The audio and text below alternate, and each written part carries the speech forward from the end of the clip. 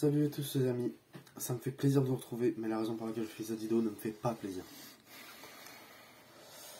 Mon taux ayant milieu de Reims, c'est carré, faut pas me demander pourquoi. Alors ok, je vais réagir une semaine après, mais c'est parce qu'il y avait beaucoup d'événements après. Je préférais pas réagir à chaud, sinon je pense que ça vrillait. Quelle est cette situation? Est-ce qu'il faut encore croire en PSG?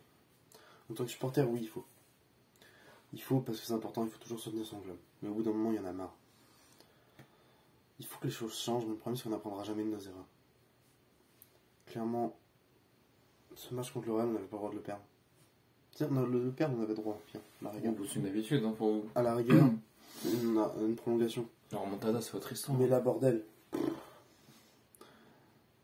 On se prend 3 buts en 17 minutes.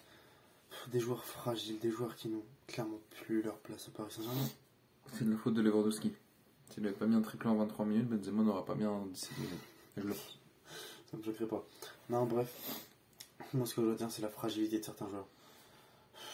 Comment on peut perdre ses couilles comme ça? Comment on peut s'effondrer aussi vite, aussi fortement? On avait le match en main, le Real n'est pas dangereux. Sur 180 minutes, le Real est dangereux 30 minutes, bordel. Et 30 minutes sont suffisantes. C'est dramatique. Pendant que nous, on arrive à mettre 2 buts, on aurait dû en mettre plus en fait. Ouais, en vrai, Courtois a fait un très très gros aller-retour. Hein. Vraiment, Courtois a sauvé le Real. Mais... Pour moi, tout le monde dit que c'est Benzema, l'homme de la rencontre. Pour moi, c'est clairement Courtois. À l'aller, il permet de perdre que 1-0. Retour, encore une fois, énorme. Alors vraiment, Courtois, c'est pas un gardien que j'affectionne énormément, parce qu'en tant que Français, on a un peu une histoire avec la Belgique à cause de ce genre de joueur. Mais franchement, il faut reconnaître quand quelqu'un est bon, et vraiment Courtois a été énorme. Il a été trop fort, clairement. Le seul qui a surnagé dans tout ça, c'est Kylian Mbappé. Qui va rejoindre le Real l'année prochaine. On sait qu'on va pas le garder, donc... Il va regarder Paris, il va faire tant pis. Non, c'est très dur. C'est très dur dans le sens où tous les autres, il n'y a que Verratti qui, dans le jeu, était très bon. Mais il faut arrêter d'aller voir l'arbitre. Non, mais il y a faute là, il y a faute là. La fin du match, voilà, c'est insupportable. Ouais, c'est dans toutes les rencontres comme ça. Hein. Ouais, c'est le foot quand tu perds. Pas que Verratti, genre Paris, c'est très grave. Faut pas avoir ouais, cette mentalité de salope. Ouais, mais ça, c'est beaucoup d'équipes qui sont comme ça. Non, regarde le Real, c'est pas ça. Bah non, ils gagnaient. Non, bah là, quand même, quand ils perdaient. Parce qu'ils savaient qu'ils allaient gagner. Ils étaient pas comme ça, personne. Enfin, moi, je vois pas beaucoup d'équipes être comme ça. Là, c'est chaud. Mais après, avec Manchester, regarde, Manchester, ils perdaient. Bon, après, l'arbitre était scandaleux. Mais... Ils étaient pas non plus en train de toucher l'arbitre. Donc, chaque petit contact, on était en train de réclamer ouais, l'arbitre. ça, je suis d'accord. C'est d'un ridicule absolu. Tellement. C'est lamentable. Maintenant, il faut faire des changements profonds. Il y a des joueurs qui n'ont plus leur place. Je sais pas si je peux en citer. Bah, déjà, clairement, Messi, ok. Neymar. On dira, ouais, on a de la chance d'avoir Messi. Non, tant qu'il ne se donne pas pour le maillot parisien, on n'a pas de chance d'avoir Messi. Ok, c'est un septuple ballon d'or. Youpi. Et ensuite, elle a 7 ballons d'or, ils sont en vitrine, et puis pour l'instant, lui sur le terrain, il fait rien. Même Neymar. Neymar, ok. Je pense que même Messi, il est en vitrine en fait. Oui. Neymar, il a eu une carrière extra, mais là, clairement, Neymar, Neymar, c'est plus rien. Tout le monde sait l'adoration que j'ai pour Neymar, mais là, c'était tendu, et je pense que c'est le match de trop. C'est la fin pour Neymar. On a des joueurs, puis on a des joueurs qu'on aime payer des millions. Icardi ne joue quasiment pas, mais on le paye. C'est pas grave. Kurzawa, lui, il reste juste pour les millions. Le ça, c'est dramatique. Après, le Tellier, il a toujours été là pour ça. Il gagne pas beaucoup. Il a pas joué un seul match au PSG. Il a 4 ans. C'est chaud. Par contre, si avec les joueurs qui a changé, bon, déjà Pochettino, stop, vraiment. Oui. Ça fait déjà bien longtemps qu'on dit stop à Pochettino. Surtout que Paris ne respecte pas ses joueurs. La preuve avec les gardiens. Alors même si Donnarumma aurait fait un très bon match et qu'il aurait qualifié Paris, ça a toujours fait un système de un match sur deux, c'est Donnarumma, c'est Navas. Et en fonction des phases de poule, Donnarumma avait joué la première et la troisième. Enfin bref, en gros, Donnarumma avait joué la 6ème journée. Il avait joué au match aller, donc Navas aurait joué le match retour. Mais non, Paris ne sont pas les couilles. Toujours faire des promesses, mais au final. Surtout Navas, ça reste Navas. Au final, et puis on l'a bien vu, depuis 2016, quand Navas était encore au Real, les 3 fois où Navas est titulaire, c'est les 3 fois où le Real gagne. L'année d'après, Navas n'est pas titulaire, ils se font éliminer en 8ème. Paris, l'année où ils font un grand parcours avec Navas, cette année, ils mettent Donnarumma, ils sont éliminés en 8ème. Et oui, Donnarumma, il faut respecter le travail qu'il a fait. Ok, Navas, je veux dire. Ok, Donnarumma est bon. Ça, je dis pas le contraire.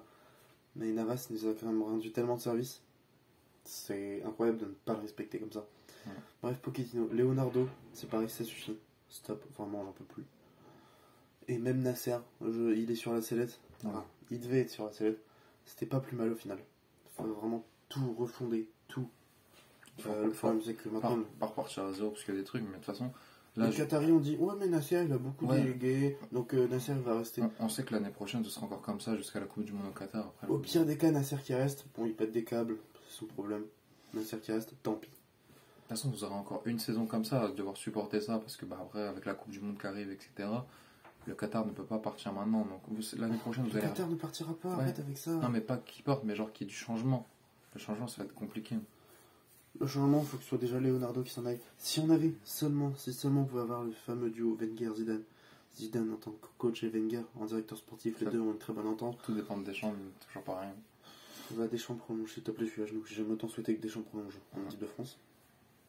Ça dépend de Il n'y a plus rien qui va dans ce club. En fait, quand t'es supporter parisien, ça fait trop mal. T'as trop de déceptions. C'était déjà arrivé en 2017-2019. Je pensais que ça pouvait- 2014 aussi, Chelsea. C'est vrai. Je pensais que ça pouvait plus arriver. Mais en fait, le problème, c'est qu'un joueur qui va être très bon, dans un autre club, il n'a pas connu ces choses-là avec Paris. Il va rejoindre le club, il va quand même perdre ses couilles. Après, Parce qu'on sait que dans ce club, comme l'ont dit certains, en fait, les remontadas, tout ce genre de faits-là, ça fait partie de l'identité de notre club et c'est dramatique. Nous sommes des grosses salopes. après, regarde Messi, il en a vécu des remontadas aussi avec le Barça. Donc, Pas autant. bah, si, quand même. Ouais, bah, il vit le 4-1 contre Liverpool, il vit le. j'avoue que le Barça, c'est pas Contre ouf. l'AS Rome, je sais plus combien. Le Barça, Mais c'est vas-y, pareil. dans le match, c'est pas un Messi que je reproche le plus de choses. Mm. Il est transparent, mais ça, c'était comme Ouais, ça. mais c'est l'équipe, on s'en Mbappé, comme il le dit, genre Mhm. c'est l'équipe qui gagne et c'est l'équipe qui perd. Alors ok, il y a des joueurs qui ont été meilleurs, mais c'est vrai qu'à part Mbappé, Nuno Mendes et Puis après, Verratti, dimanche, contre Bordeaux, les sifflets et tout, siffler plus des joueurs que d'autres, il fallait siffler toute l'équipe. Je suis d'accord avec Mbappé, Mm. il n'a pas sifflé plus de joueurs que d'autres, franchement. ah, c'est juste qu'en fait ça siffle plus Messi et Neymar parce qu'on en attend plus qu'un Hakimi ou enfin n'importe quel joueur quoi. Messi et Mbappé, Neymar, évidemment, on le siffle pas parce qu'on espère qu'il reste, mais bon, les espoirs sont 20, je pense. Messi et Neymar c'est censé être du très très lourd. Et je sais même plus quoi penser de ce club. En fait, j'ai vécu trop de déceptions, trop de mal en moi. Ça fait mal, juste de la douleur, de la douleur, de la douleur. Peu de joie pour finir énormément de douleur. Euh, Comme je disais, franchement, moi j'aime le foot, j'aime aller voir, quand on fait des stades et tout, j'aime aller voir des équipes. Paris, je m'en désolidarise pas, mais tant qu'il n'y aura pas de changement, effectivement, si je m'en désolidarise un peu, tant qu'il n'y aura pas de changement profond, tant qu'on fera pas les choses pour aller plus loin, je ne pourrai plus pas supporter cette équipe parce que j'aurai toujours cet amour pour Paris en moi. Mais j'aime plus le football que Paris à l'heure actuelle, tout simplement. C'est si long.